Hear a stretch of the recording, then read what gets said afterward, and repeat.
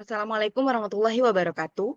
Perkenalkan, nama saya Nadila Pratami dengan NIM D1C1222026 dari kelas R002 mata kuliah Teknologi Hasil Tanaman Palma yang diampu oleh Ibu dosen Yernisa STP MSI.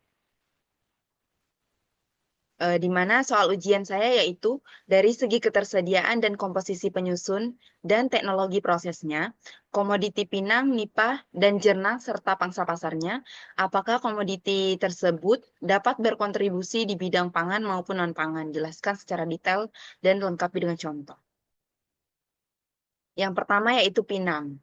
Salah satu daerah penghasil pinang terbesar di Indonesia adalah Sumatera dan Provinsi Jambi. Data terakhir yang dicatat BPS luas tanaman pinang di Sumatera yaitu 69.999 hektar dan di Jambi dengan luas yaitu 18.715 hektar.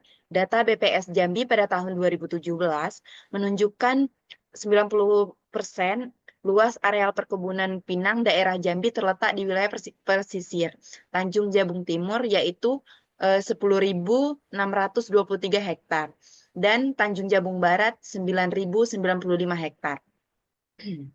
Selanjutnya yaitu eh, tumbuhan pinang merupakan salah satu jenis palma yang memiliki banyak manfaat seperti konsumsi bisa dijadikan konsumsi, bahan kosmetik, kesehatan dan pewarna tekstil. Secara umum, komposisi kimia dari serat yang ada pada serat buah pinang yaitu alpha selulosa 53,20%, hemiselulosa 32,98%, lignin 7,20%, pektin 9,2 sampai 15,4%, dan unsur lainnya sebanyak 3,12%.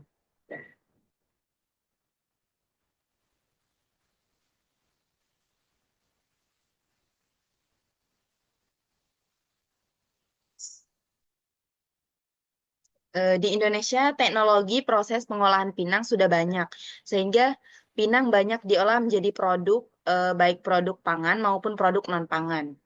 Indonesia merupakan negara yang mengekspor pinang dengan jumlah jumlah yang banyak, sehingga pangsa pasar pinang sudah semakin luas. Karena pinang sudah banyak produk olahannya, baik dari produk pangan maupun non-pangan.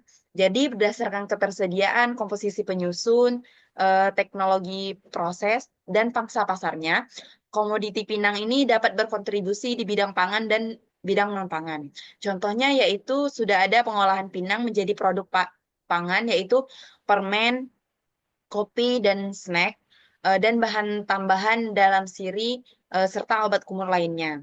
Pinang banyak sekali manfaatnya sehingga bisa dimanfaatkan di industri non-pangan juga. Salah satunya yaitu sebagai campuran kosmetik, pewarna, obat-obatan farmasi, dan masih banyak lagi manfaat dari pinang. Next. Selanjutnya yaitu nipah. Nipah ini merupakan eh, sumber pangan dan energi, namun belum banyak dipublikasikan mengenai potensi maupun pemanfaatannya. Padahal hampir di sebagian besar sungai yang masih terpengaruh oleh pasangnya air laut, banyak dijumpai tumbuhan nipah dengan populasi yang sangat besar. Dilaporkan bahwa pemanfaatan nipah secara tradisional oleh masyarakat di Batu Ampar, Pontianak untuk menghasilkan gula dan garam selain jajanan yang dibuat dari buah atau nipah, endosperma nipah. Ini menurut Santoso et al. 2005.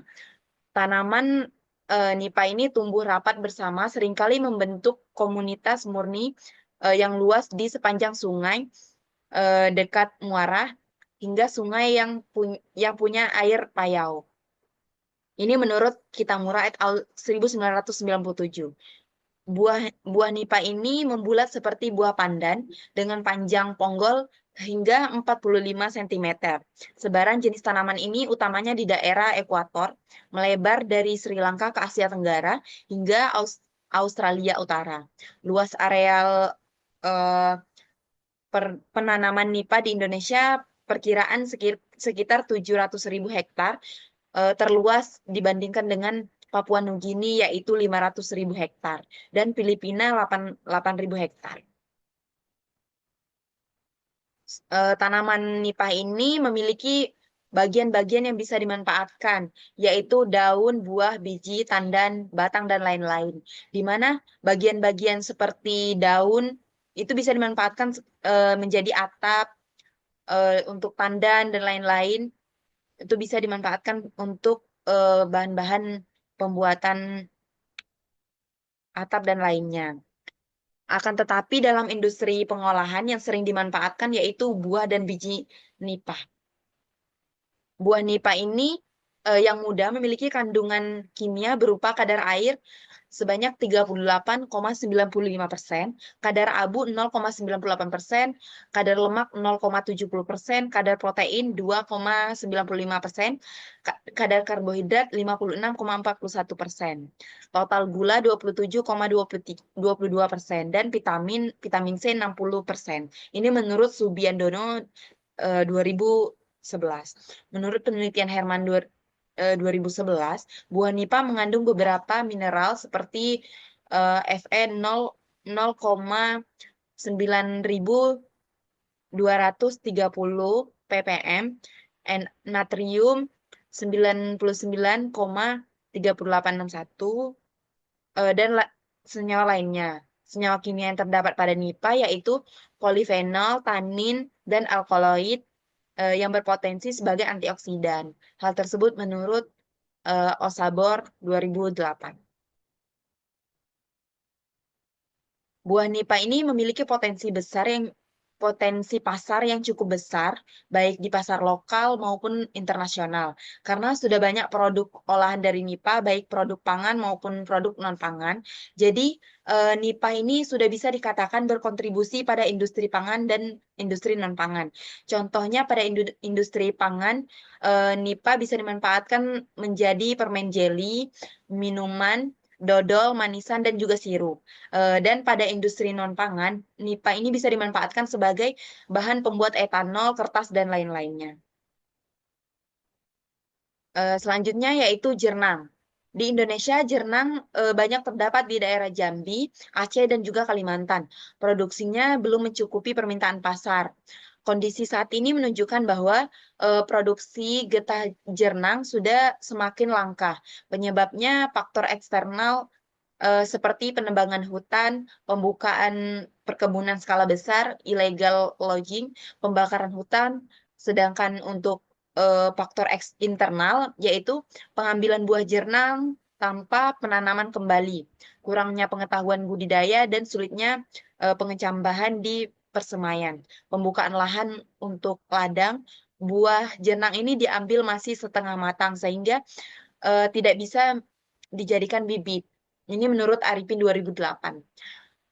Untuk komponen penyusun pada buah jernang, yaitu komponen kimia utama pada buah rotan jernang ini adalah resin ester dan drakoresin resinotanol, yaitu sebanyak 57-82%.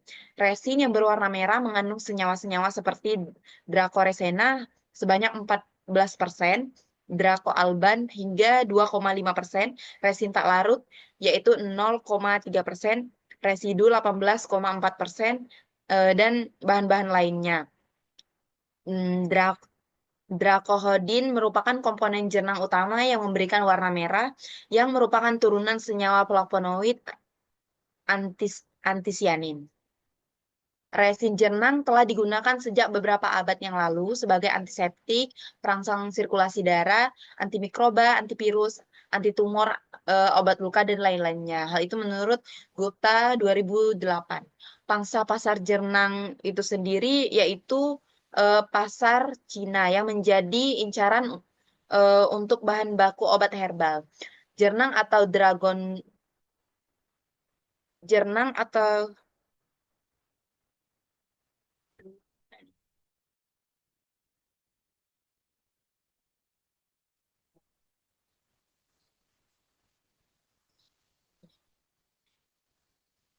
Jernang atau dragon blood ini merupakan resin yang dihasilkan dari buah rotan bermarga Monoropos, Jenang memiliki nilai jual yang cukup tinggi di pasaran.